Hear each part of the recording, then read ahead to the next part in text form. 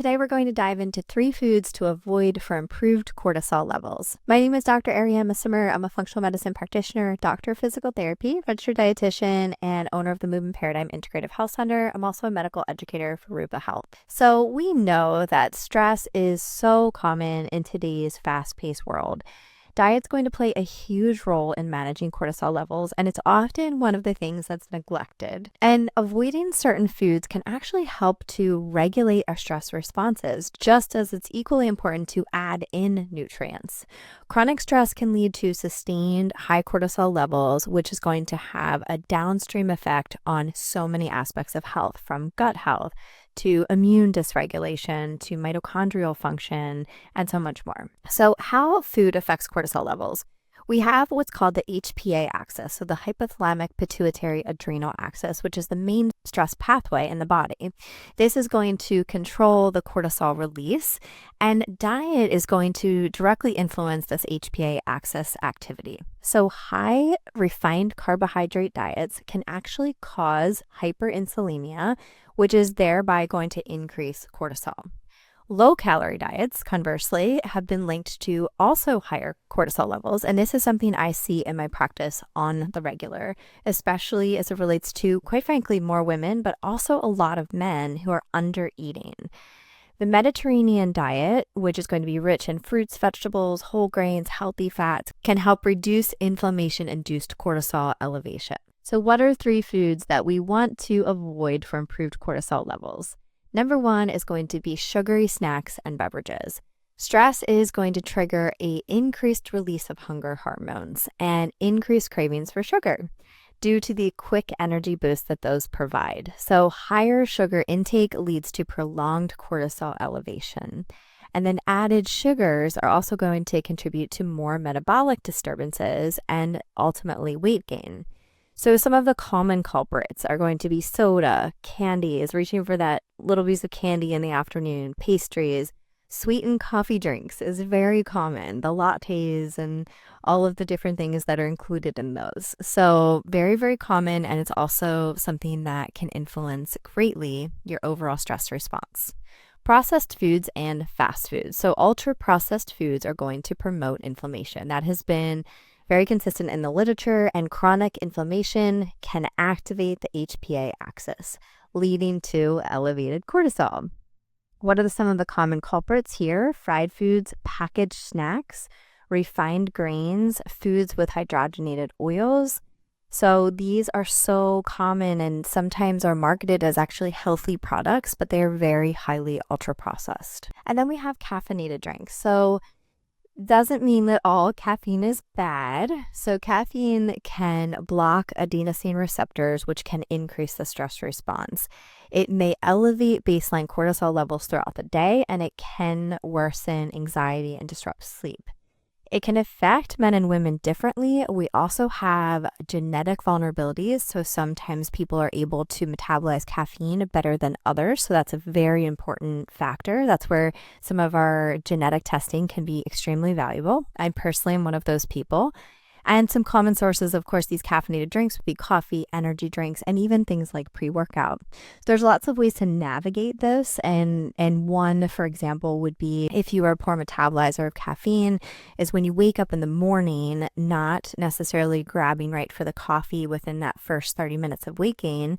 That's our cortisol awakening response, where we want to be very mindful, ideally getting some natural sunlight, or if not, a SAD light, so bright light therapy. And we're kind of easing into the day. So we're not grabbing the phone, that quick dopamine hit, and we're also not grabbing that stimulant right away too. So if we can prolong the coffee intake or the caffeinated beverage intake to after water, after electrolytes, after eating, then you might get the benefits of that without it hijacking that morning cortisol level. What are some health risks of high cortisol? Impaired immune function. This is perhaps one of the things that I see quite frequently, is that people that are experiencing these high levels of chronic stress, and we look at an adrenal profile and we see this, they also are having all of these autoimmune disorders, nervous system dysregulation, and so many other symptoms. Metabolic disturbances. So often, again, we could see someone that doesn't eat a lot of carbohydrates, doesn't eat a lot of sugar, but their stress levels are so high that they have prediabetes. So insulin resistance, glucose intolerance, abdominal obesity, risk of type 2 diabetes, cardiovascular issues, so hypertension, dyslipidemia, endothelial dysfunction, increased risk of heart disease and stroke, cognitive impairment. So one of the things that with prolonged cortisol and prolonged chronic stress, it's going to influence the hippocampus in the brain. So we start to have memory difficulties. We have more brain fog. We might go into a room and forget what we're doing. So this excess cortisol exposure may contribute to also things like neurodegenerative diseases like Alzheimer's. And then last but definitely not least is mood disorders. So this can definitely be linked to anxiety and depression, as we talked about this fast-paced society that we live in. Unfortunately, this is so prevalent, and it's something that we can manage. So what are some signs of chronic cortisol elevation? It could be things like chronic fatigue, weight gain, especially around the midsection, so the increased visceral adiposity, insomnia, so waking up at 2, 3, 4 o'clock in the morning. You can see on a cortisol graph where we might have these peaks at different times. High blood pressure, mood swings, irritability, anxiety, difficulty concentrating, so really hard to focus throughout the day. Digestive issues. So remember, when we are, let's say, in a fight or flight response, we are either, let's say, worried or anxious or fearful or panicked, or we might be frustrated, irritated, angry, maybe some rage. And when we're in that fight or flight response within our nervous system, then that means our motility is going to decrease. Our digestion is going to decrease. We are in our survival mode. So our body's doing everything it can to shunt blood flow away from the digestive tract. So this is where we'll see a lot of digestive issues, a lot of chronic GI issues. So anything from chronic constipation, again, something I see so frequently with this chronic motility issue, to a whole array of symptoms, bloating, burping, belching, and so on. We talked about the immune part, so frequent illnesses. I also see the opposite of that too, where someone might have a hypoactive immune system, so they never get sick until something bigger happens. And then last but not least is menstrual irregularity. So we know that adrenal health is going to be a huge driver in the sex steroid function. So as soon as we start to have more cortisol, I think our body's trying to make more cortisol, so it's influencing progesterone and estrogen and testosterone, DHEA. So it can have a profound effect on just 1 month of your menstrual cycle, but it also could be prolonged symptoms as well. What are the foods that help to lower cortisol? So complex carbohydrates, so think of our fiber-rich foods, our whole grains, our oats, quinoa, brown rice. Protein. I always say that I'm the protein police, so high quality proteins, fish, poultry, eggs, tofu, legumes, nuts, seeds. Nuts and seeds are going to fall more into our fat category, just a little bit of bonus protein. So we really do want to focus on proteins that have all of the amino acids, they're rich in the amino acids, because that is going to help so much with so many of our important functions in our body, from making neurotransmitters like serotonin, dopamine, GABA, to also influencing our immune system and making antibodies for our immune system, and so much more. Healthy fats, avocado, olive oil, nuts, seeds, fatty fish. We want to think of at least trying to get fatty fish in twice a week, the minimum. Fermented foods, yogurt, kefir, sauerkraut, kimchi, kombucha, our B vitamins. So this is definitely going to come a lot largely in due to our protein intake and our meats, our eggs, our dairy, our poultry, our fish, but also leafy greens, legumes, and grains can include those as well. Magnesium rich foods, so leafy greens, nuts, seeds, whole grains, legumes, again, avocados and bananas. And pumpkin seeds are also a good source. And then omega-3s, salmon, mackerel, sardines, walnuts, flax seeds, and chia. Remember, with those, though, they're going to have a very small amount relative to our fatty fish. So we do want to try to focus on that.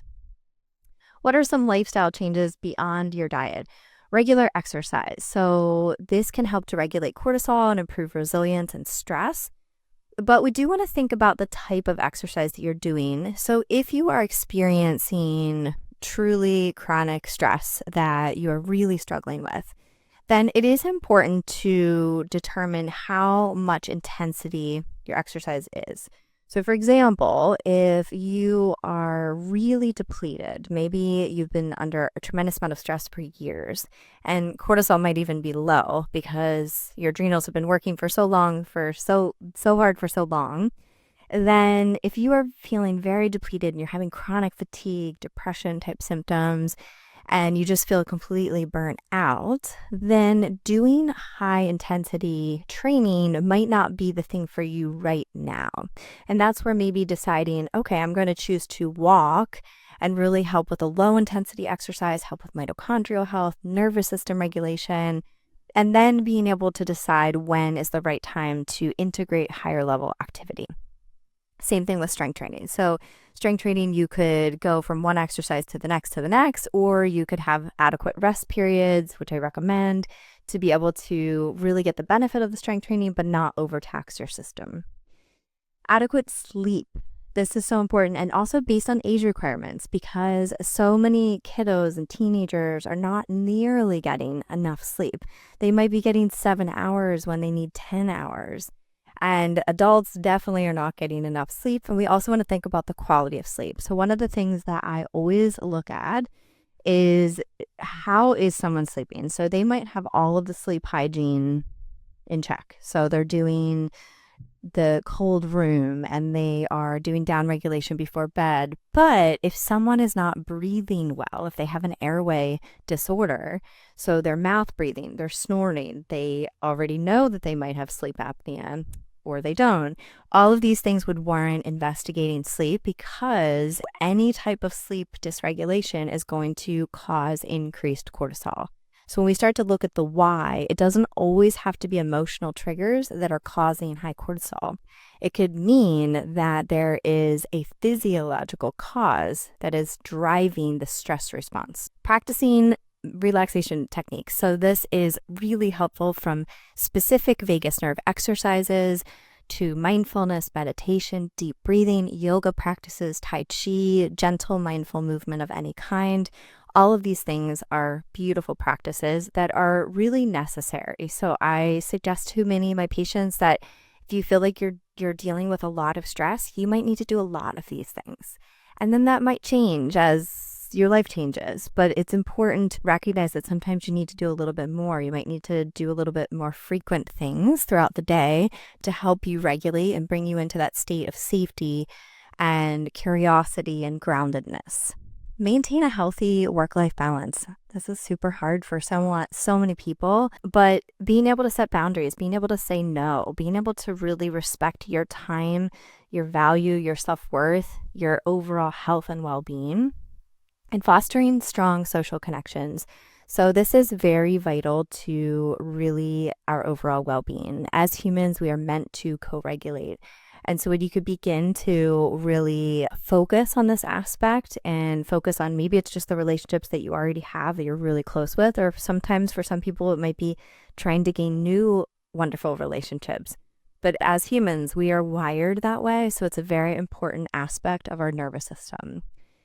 And then there's also stress reducing herbs, supplements, medications. This could be prescribed by a doctor, but it could also be things like ashwagandha, which is helpful for all stages of stress. But there's always consideration. So sometimes these botanicals might have interactions with some of the medications you're taking. So it's really important, once again, if you're diving into that, to work with a qualified professional to help guide you on a good path. So what are some key takeaways? So temporary spikes in cortisol are absolutely normal. Whenever we have an acute episode of stress, our cortisol is going to increase, our DHEA increases. The problem is the chronic elevation. That's where things go awry. So stress is good, our sympathetic nervous system is good, cortisol is great.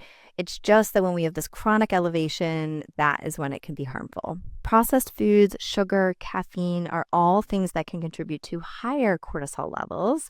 And a balanced diet with whole anti-inflammatory foods can help to manage and reduce cortisol. Most importantly, I believe lifestyle modifications can complement these dietary changes for optimal stress management. There are so many aspects of things that you can do to help you navigate higher stress levels. And just like I said, think about If you have more stress, you might need to take a more proactive approach to help you manage.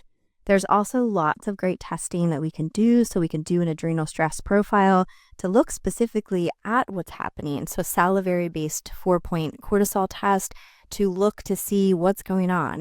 And sometimes even for me, when I do this with patients, I'm sometimes surprised, or I think they might have higher cortisol and then they might have complete low points. So HPA axis dysfunction where there's low cortisol on all of the points. So there's a lot of value in really seeing that. And I think being able to interpret that and even shifting your day to figure out, oh yes, my cortisol levels are high here.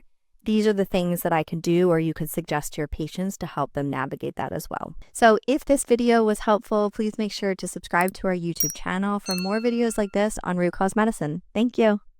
Welcome to Rupa Health, the best place to order, manage, and track results from over 30 different lab companies in one single place for free. It's going to take you under 2 minutes to sign up, and you can order any functional medicine lab for your client in under 30 seconds.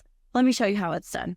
So here's our beautiful interface. I'm typing in the name of my client, selecting the lab that I want to order for them, and hitting send. From there, Rupa and their amazing team handle the rest. They email the client, collect payment, and even offer an interest-free 3-month payment plan. We've also built the world's largest library of information about chronic health conditions, the lab tests that can help you find the root cause, and the evidence-based interventions that you can use to help people heal from them. It's called the Rupa Health Magazine. There, we have in-depth articles about almost any health condition you can imagine.